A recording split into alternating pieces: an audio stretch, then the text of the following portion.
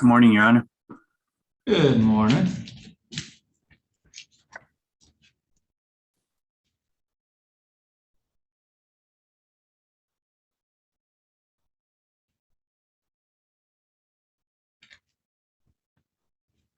All right, we are here today on a citation that was issued on June 21st of this year on some private property there in Layton Township, County, State of Michigan. These are civil infractions involving a nuisance animal. All right, and so, Mr. Chang, you are here on this citation to do one of three things. First is you could admit responsibility to the citation, or two, admit responsibility, but you'd like to provide some sort of explanation as to how or why this happened, or three, you wish to contest this citation. In other words, fight the ticket at what we call informal hearing. What were you looking to do? I'd like to contest it, Your Honor. All right. Deputy, if you just want to come up to a table, just so you're near a microphone. So first thing I would do then is to swear you both in. If you could raise your right hands. Swear or affirm any testimony you give here today would be the truth, the whole truth, and nothing but the truth. I do. I do. All right. Mr. Chang, it makes a lot more sense for me to start with the officer. He has the burden to establish to me why he issued you citations in the first place. But after that, you'll have an opportunity to either ask questions or testify in your own behalf. All right? Sure. And with that, Deputy, you want to pick up the narrative somewhere where it makes sense, explain the issuing of this citation. Your Honor, I got called by an individual who lives in the neighborhood as Mr. Chang, and he had said that he had multiple pictures and video of his cat defecating in his landscaping and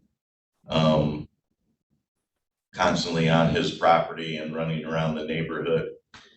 And he is really particular about his landscaping. So my partner actually had talked to the cat owner on the phone. We had left a note, and I was able to talk to him in person after multiple pictures and videos. I ended up issuing him one citation for promiscuous defecation. And then because it was kept reoccurring, I felt that it would fall under the being a nuisance animal. So I met with Joseph and explained to him the situation. He asked to see a picture of the cat because I told him I had pictures. I put that on my computer. I showed him that, and he had admitted that it was his cat. His cat was sitting next to him, and he said, "I'll pay the fines." That was roughly the synopsis of what happened that day. All right. Mr. Chang, what is it you'd like to tell us? Yeah, Your Honor. Yeah, and I acknowledge that I had the conversation with the officer, and unfortunately, when we received the original, the yellow note that I believe had been left in our door, we were actually on vacation. I will say that, and I had communicated to the officer the issue and the reason why this is happening with our neighbor John is his cat goes into heat and he refuses to take the cat, and address the issue with heat. And so there's a neighbor cat that he has right next that also almost identically looks like our cat Tippy, which repeatedly goes around his area as well. And so I think he also recognizes that there are multiple cats, and I think I communicated that to the officer too, that go to him on a regular basis for that within that house during the moment that his cat is in heat, and that cat sits right at the window. And I did try and talk to John to ask him, is there a way to address it, because all the other cats in the neighborhood actually go to his house as well. When I was looking up a nuisance, when the officer gave me the ticket, I said I would pay it, and I was under the assumption that the ticket was about defecation, which I acknowledge. And we've been trying to address that with our cat, right? We had not seen a instance, or had seen a lot of instances, because we've been actually keeping him in the garage until he actually goes to pee and then also to poop. And then we finally let him out, because he does not like being kept in all the time. The reason why I'm fighting this is because when I actually looked up and called the circuit court in terms of what was the citation, they said nuisance. And then when I looked up nuisance in the pamphlet that the officer gave me, it was aggressive dog barking and causing issues. And then when I read up at least understanding in nuisance in terms of being able to address or impact his personal enjoyment of his property, I don't think our cat is doing that and falls within that level of criteria from a nuisance standpoint. It is a cat. It does, most of the time it sits in our, outside, but sometimes, when, his cat is in heat, my cat does go, but so does every other cat, is what I found out. So I would like to clarify that. The other thing is that, I have a neighbor who would testify as well. And I communicated that to the officer, that he's actually trying to capture these cats. He's actually captured my cat and tried to keep my cat from actually leaving his property. So, but again, that's in essence. I do have a picture of his front lawn that he's saying that is impacting his ability to enjoy his lawn, and it's literally right there. It's a plant. He keeps on communicating, because my cat and other cats pee right in front of his lawn, right where his cat is in heat.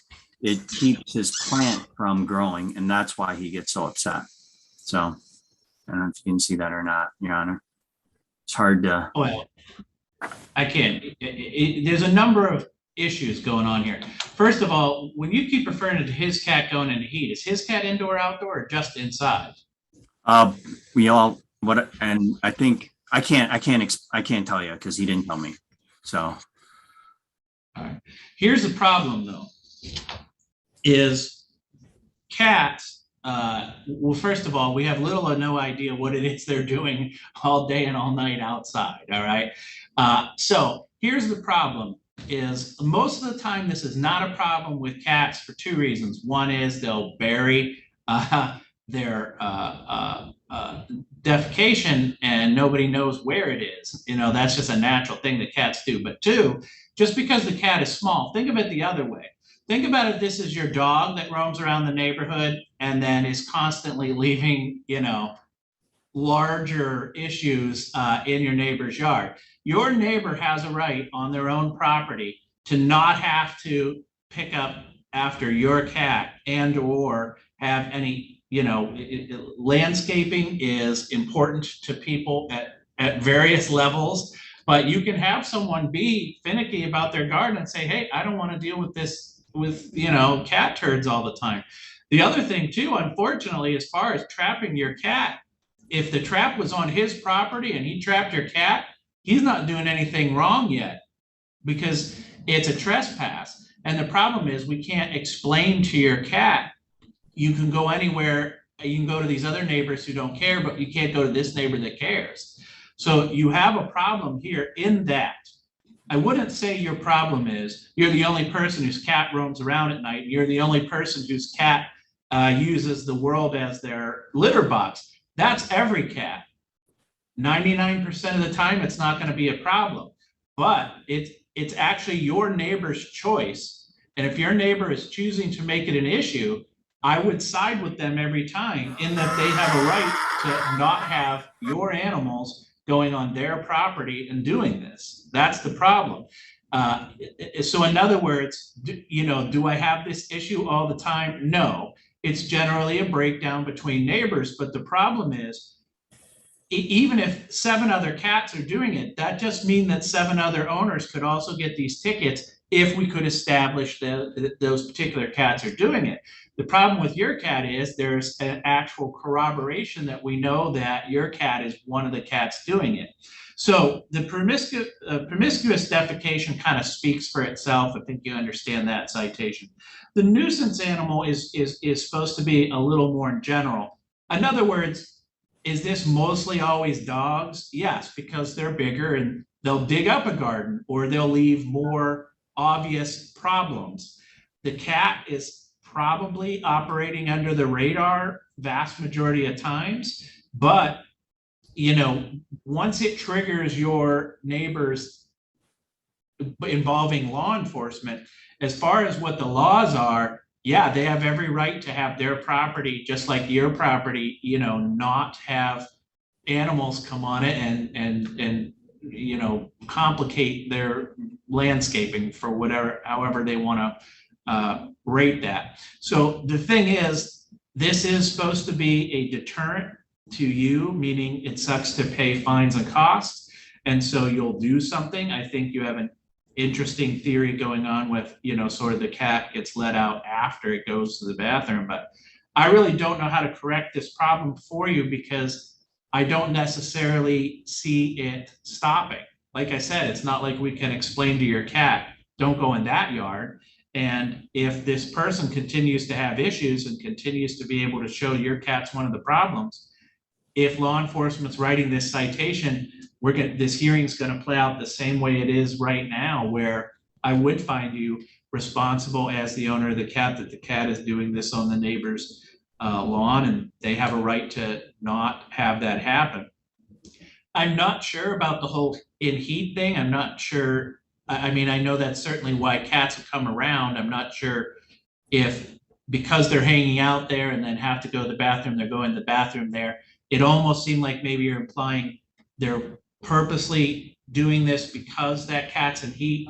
I can't speak to that. I just don't know enough about cats. Well, but I do know your neighbor has a right to not have to pick up cat turds all the time that are coming from not his cat.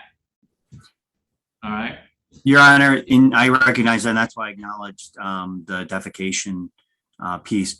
Does this, and this is the question I would ask, does this rise to the level of at least the definition around nuisance?